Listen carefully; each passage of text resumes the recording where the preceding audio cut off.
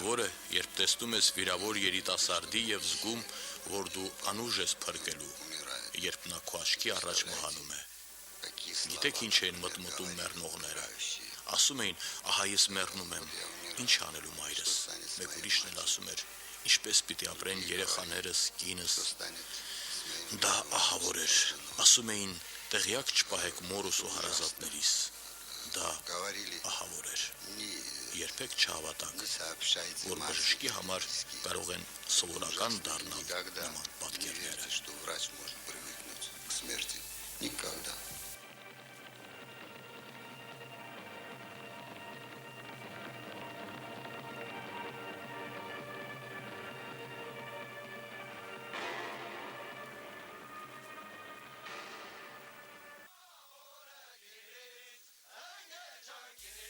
Պատերազմը սկսեց,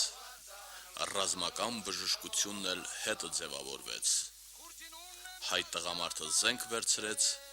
բժիշկը կաղնեց կողքին։ Կամավորական էր զինվորը, կամավորական էր նաև բժիշկը։ Բժշկի ձեռքին զենք կար նաև, հագին զինվորական տարազ։ Առաջին հոսպիտալն էլ վրաններում էր, նկուղային հարկերում, առանց հատուկ կահավորանքի ու սարքավորումների, ռազմական բժշկի ճանապարհն էլ անծանոթ ու օտար։ Բայց ժամանակին մատուցած օրենքներից հրաժարվել հնարավոր չէր։ Ժամանակի նոր տարածքներում խարխափելը կործանարար։ Եվ տղամարդկանց կողքին կանայք էին, բուժքույրերը, փխրուն, տառապանքից դերևս չհասունացած, ինչ որտեղ միամիտ ու բնականաբար անկեղծ։ Այդ հետո նրանք պիտի տեսնեին ցավ, չարչարանք, կարոտ եւ արյուն, արյուն, արյուն։ Այդ հետո նրանք պիտի աներեր, վստահ ու համարձակ կանգնեին բժշկի կողքին վիրահատական սեղանի մոտ, եւ հետո միայն պիտի խոստովանեին, որ ճանապարհն անցած սովորական մահկանացուների համար չէր։ Պատերազմ էր, բոլորն էլ զինվոր։ Հավասար, սկզբում առանց ուսադիրների, կոչումների ու շքանշանների, եւ յուրաքանչյուրն անտրտունջ տանում էր իր բեռը կարևոր, տանում էր առանց դադարի, կանգառի, առանց օգնության, եւ անփոխարինելի էր յուրաքանչյուրը, կին թե տղամարդ, ահել թե ջահել։ Հեռացողի տեղը մնում էր դատարկ, թափուր։ Եվ ընդունես թե չընդունես, զարկվողը դառնում էր դավաճան։ Եվ փրկում էր բժիշկը, սպեղանի էր բուժքրոջ հայացքը, գուրգուրող,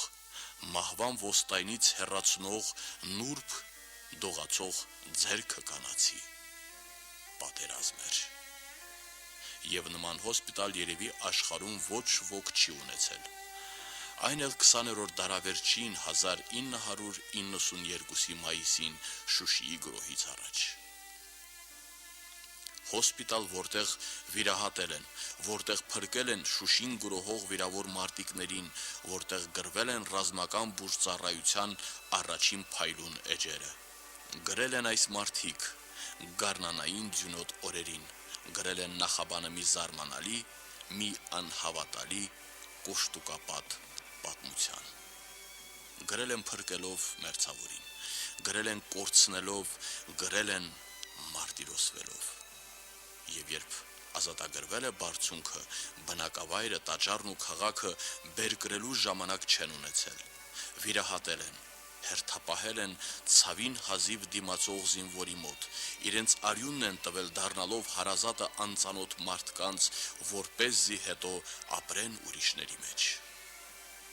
Եվ չկար ժամանակ կատարելագործվելու, հմտանալու, ուրիշներից սովորելու, չկար ժամանակ նույնիսկ կատարածը վերլուծելու։ Կանգնել հնարավոր չէր։ Սովորական չէր ընթացքը, ժամանակը կարծես փոխել էր արագությունը, կանգնելը պարտություն էր, թեկուզ եւ հաճախ վիրակապի, դեղորայքի, սրսկիչների պակաս կար, եւ հնարավորությունը ունեցած չէր բավարարում փրկել։ Первый судья, врачу это сам врач, իր առաջին դատավորը բժիշկն ինքն է։ Դուք պարզապես չեք կարող պատկերացնել, թե ինչքան դժվար է ինքդ քեզ հաղթահարելը, երբ դու չես կարողանում փրկել։ Եթե, չտա Աստված, դու ինչ որտեղ զգում ես, որ չես արել այն, ինչ որտեղ թույլ ես տվել սխալ ու չես փրկել, ապրում ես ահավոր մի ողբերգություն։ Այդպիսի պահերը դաջվում են քո ուղեղին եւ անընդհատ հիշեցնում ու չարչարում։ Եվ եթե դու բարոյապես մաքուր ես, եթե քո հոգին մաքուր է, կարողանում ես խուսափել սխալներից եւ տալ այն ամենը, ինչ հնարավոր է, որպեսզի չկրկնվի ողբերգությունը։ Это помогает тебе собраться и отдать все, что возможно, чтобы такое не повторилось.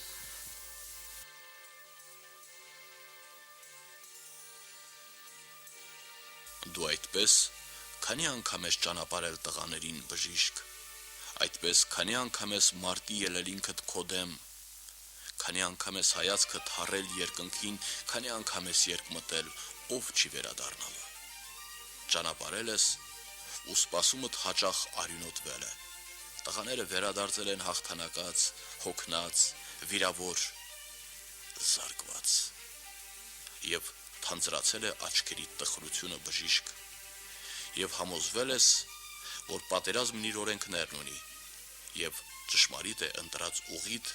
եւ աստվածահաճո տքնանքդ։ Դա էր երկրի յուրաքանչյուր բժշկի առաքելությունը, դա էր ճանապարհը յուրաքանչյուրիս։ Եվ քայլը մեր ծուռ էր, պատկառելի երկնածավալ, խոտորվելու վախ չկար։ Անառակ որդու օրինակը բացառվում էր, թեկուզ եւ եզն էինք մորթում մեր վերջին եւ բաժանում աղքատներին, թեկուզ եւ մատանի էինք հնծայում մեր շեմին կանգնած մարտերից վերադարձած զինվորին։ Եվ զինվորը վերադառնում, շարունակում էր կիսատ թողած մարտը, վերադառնում էր իր ճանապարհին նախնիներին հանդիպելու հավատով։ Եվ դու բնակվում էիր այդ մտածումի խորքերում բժիշկ Վալերի Մարության, եւ մենակ չէիր բնակվում, մենակ բարձունք չի գրավվի, մենակ սելավներն ու քամիները չեն հաղթահարվի, մենակ հաց չի ուտվի, քեզ հետ էին երկրի բժիշկները փորձառու, Մայր Հայաստանից էին ժամանում, սփյուռքներ ուղարկում բուժսարքավորումներ ու դեղորայք, եւ դաշտային հոսպիտալները բանակի հետ նահանջում էին, բանակի հետ առաջանում։ Мы действительно, может быть, не были готовы. Իսկապես, մենք գուցե պատրաստ չէինք, բայց պահանջը ստիպել է միավորվել ոգով ու միասնաբար պայքարել։ Եվ հենց այդ միասնությունն է օգնել մեզ հասնել այսօրվան։ Դա առաջին խնդիրներից մեկն էր։ Չի նշանակում, թե պատերազմն ավարտվել է։ Պետք է միշտ պատրաստ մնել։ Մենք կարողացել ենք այդքանը անել շնորհիվ նրա, որ ունեցել ենք հրաշալի ընկերներ, կոլեկտիվ, ունեցել ենք աննման աղջիկներ, վարորդներ։ Ես մենակ չեմ, մենակ դաշտում մարտիկ չի լինի, մի հավատացեք պատմություններին։ Մենք ամեն ինչ արել ենք միասին, եւ ես հպարտ եմ։ А вместе вот мы добились всего этого. Я горд, горжусь.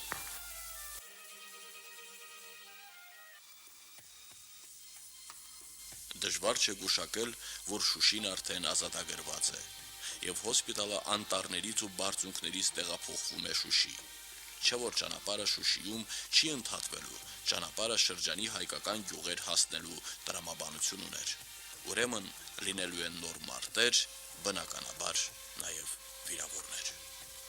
Եվ առաջին բուժօգնություն ենթադրող դաշտային հոսպիտալում հաճախ բարդ ու ծանր վիրահատություն էր կատարվում։ Եվ կենտրոնական հոսպիտալում շարունակվում էր միայն հետագա բուժումը։ Ծանր էր հատկապես լայնամասշտաբ գործողությունների ժամանակ, երբ համարյա ճակատային գծում գտնվող վրանների տակ կատարվող վիրահատությունների թիվը հասնում էր մի քանի տասնյակի։ Անհավատալի, նախադեպը չունեցող մի երևույթ, արժանի ընդօրինակման, զարմանալի մի խենթություն օտարների համար։ Իսկ բժիշկը զինվորի հետ տոնում էր իր ոգու հաղթանակը։ Բժիշկը տեսնում էր գոյության օրենքը, լսում ժամանակի համանվագը, բժիշկը դարձել էր գեներալ առանց ուսադիրների։ Ամենած քաղցրը մզենի մեր Ղարաբաղ։ Այս Ղարաբաղը հետի մուկ տանջումն, այսքան պայքարստանում, այսքան զոհերին տամ, գիտարա, որիշտեղ մեզ տոն չունի, որիշտեղ կինալի վեշ միտոց չունիք, այս ամեր հողը, այս ամեր օթը և գավար ասում, գուբատը վերասմա, հողից դվերից ջիրից մատա Ղարաբաղ։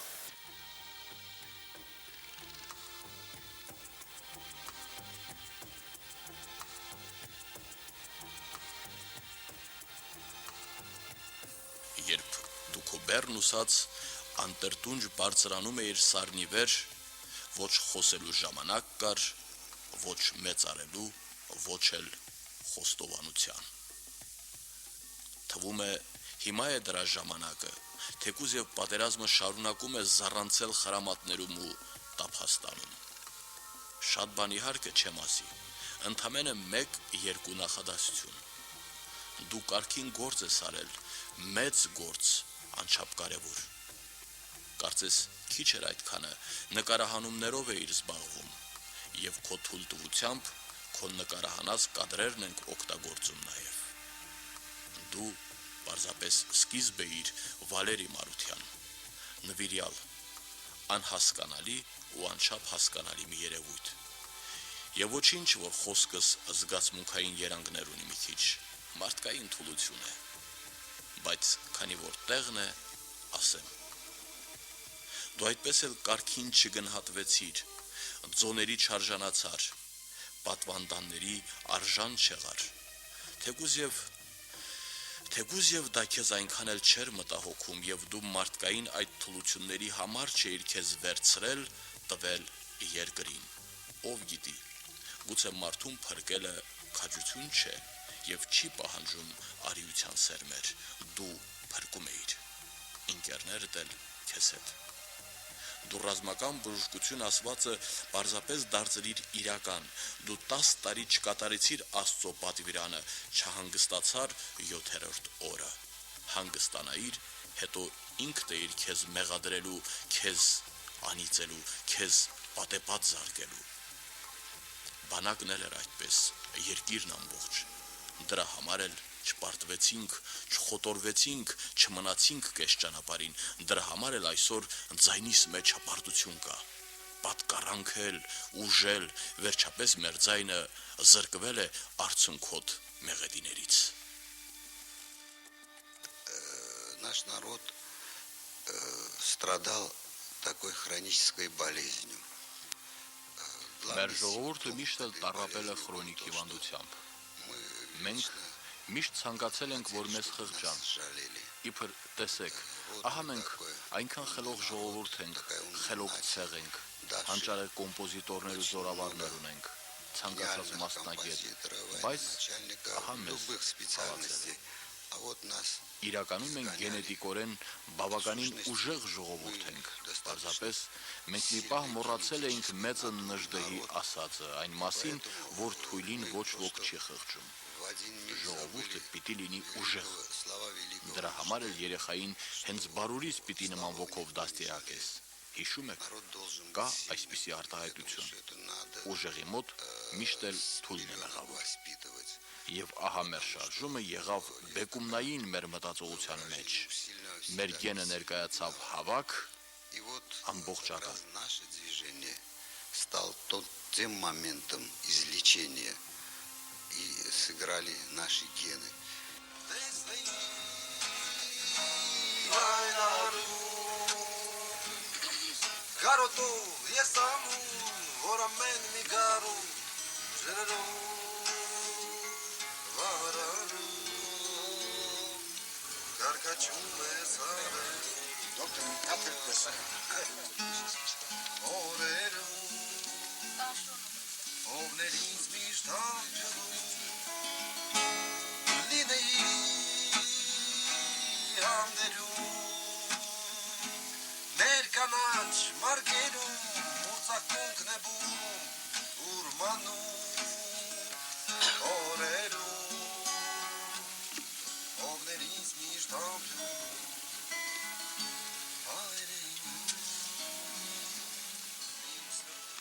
Այդպիսին էին կարճատև դադարները։ Թվում է ինչ որտեղ անհոգ, պարզ, խաղաղ։ Թվում է, այդպես գոնե մի պահ կարելի էր հանգստանալ, հիշել անցածը, փորձել բացահայտել կյանք կոչվածի առեղծվածը։ Պատերազմն այդպես հեռանում էր կարծես, դառնում ներկա ու բացակա։ Չարչարանքն էր խեղճ կախվում վրանի փոքրիկ պատուհաններից, եւ ստեղծվում էր մի տարածություն, որտեղ իրողությունն ու պատերազմը բնակվում էին միասին իրար կողքի։ Բայց խաբուսիկ էր դադարը, պարը, երգը։ Պատերազմը կրկին սողսկում էր վրանները նոր պատկերներով, նոր ձևերով։ Եվ տարածությունն այդ արյունոտվում էր նորից, տարածությունն այդ զրկվում էր թվացյալ գույներից։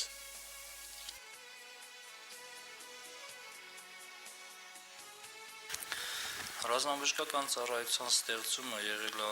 անհրաժեշտ քայլ, հաշվի առնելով այն իրավիճակը, որը ստեղծվել է 90-92 թվականներին Արցախում եւ Հայաստանի սահմանամերձ շրջաններում։ Քաղաքացիական բժշկության բազայի վրա ստեղծվեցին ավելի ակտիվ աշխատողների, նվիրված բժիշկների, քույրերի մի խումբ, որոնք հանդիսացան հիմք հետագայում բուժծառայությունը Արցախում ստեղծելու, մեր բանակում բուժծառայություն ստեղծելու համար։ Զուտ մասնագիտական, զինվորական գիտելիքներ, կապված կազմակերպչական հարցերի զինվորական բուժծառայությանը եւ այլ, իրանք չեն ունեցել։ Բայց իրանց նվիրվածությունը, իրանց հոգու այն ցավը թույլ է տվել, որ շատ կարճ ժամանակում իրանք սովորեն,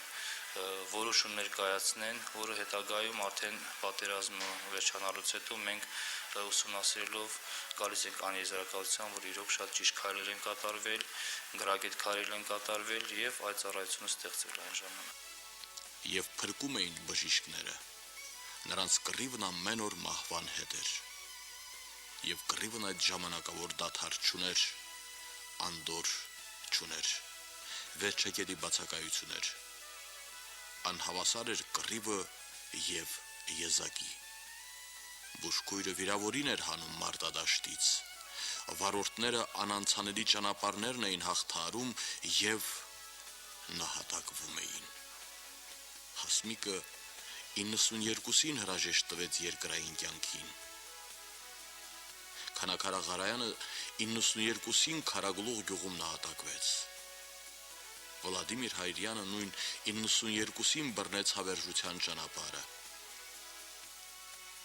Ստալինան 93-ին, երբ վերադառնում էր առաջին գծից,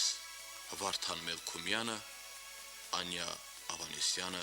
92-ին մարտիրոսվեցին։ Եվ գրվում է նոր էջեր հերոսական նվիրումի ոգու։ Վիրահատի դանակը հավասարվում էր գրչին, զենքին, հավատին։ Դաշտային հոսպիտալը դարձել էր մի բնակավայր, որտեղ Աստված կարծես ուզում էր փորձել իր ստեղծած ամենամեծ եւ ամենակատարյալ երևույթի կարողություններն ու շնորհները։ Спецслужба создала самые тяжелые для нашего народа дни. Создана она была по зову сердца, конечно. Բուժծառայությունը ստեղծվել է մեր ժողովրդի համար ամենածանր օրերին։ Այն ստեղծվել է մեր մեծ ընկեր հրաշալի մարդ ու վիրաբույժ Վալերի Մարությանի գլխավորությամբ, որի ետևից գնացել են բոլոր մաքուր ու ազնիվ սրտերը։ Եվ նրանք գիշեր ու ցերեկ ամեն ինչ արել են մեր ժողովրդի համար, որպեսզի մեր զինվորների, երկրի պաշտպանների առողջությունը թույլ տա պաշտպանել երկիրը։ Դա ինքնանվեր աշխատանք էր։ Դա մեր մարտիկների օրինակն էր, մեր եղբայրների, մեր հայրերի օրինակը, մեր ժողովրդին հատուկ բնավորություն, որը ամեն ինչ արել է պաշտպանելու իր օջախը, իր երեխաներին, իր հուշարձաններն ու գերեզմանոցները։ Которая ни шагу назад имела в сердце для сохранения своих очагов, своих детей, своих памятников, своих могил. Она, наверное, генетически обусловлена. Մենք կարողացանք ապրել այսպես, որովհետև մեր հույսը միայն մենք էինք, որովհետև ուզում էինք ապրել ու տեր լինել երկրի, որովհետև փորձությունից չվախեցանք, չերերացինք արյունոտ ճանապարհին, որովհետև շատ էինք պարտվել։ Եվ ոչինչ, որ կորցրինք էլ, որ հրաժեշտ տվինք մեր մտերիմներին, որ տառապեցինք էլ, որ բոլորին չկարողացանք փրկել, որ տեղ հասանք հոգնած, փոշոտ բացականերով ու ոչ ստվար շարքերով, որ մտածումը մեր զրկվեց ռոմանտիկ ճախրից, կոշտացանք մի քիչ ու բառապաշարը մեր ձեռք բերեց բառեր կոպիտ ու ինչ որտեղ ավելորդ։ Ոչինչ, կորցրածը կգտնենք հետո, կվերադարձնենք, երկիրը կորցնեինք, էլ գտնել չեր լինի կամ կունենայինք կիսատ, պռատ, մգլահոտ։ Պահեցինք։ Մի պատառն էլ այս մարդիկ, այս կանայք պահեցին ոչ միայն բուժելով, վիրահատելով, ոչ միայն անկողին ու անձնական մոռանալով, վիրավոր ասկերին փրկելով։ Այո, այս ասկերին փրկեցին, որ նա պատկառանքից կուչ գա, խեղճանա, որ նա պատկառանքից մոռանա իր երկիրն ու զենքը։